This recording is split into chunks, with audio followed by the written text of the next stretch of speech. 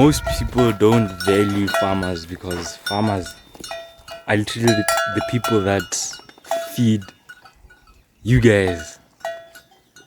If it wasn't for farmers, where would you guys get your food, honestly? So big ups for farmers like myself and all the other farmers out there.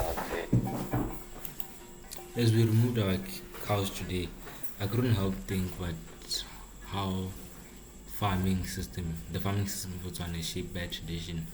Did you know that around 78% of our cattle population still follow a traditional beef cattle production system? And I hope this stays this way for future generations, because that's our unique touch in Botswana. Cattle.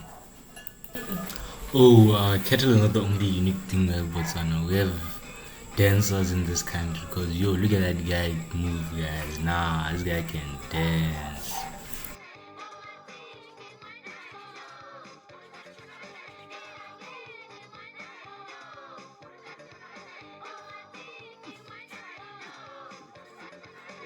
End of the video, I just wanted to have a quick debrief.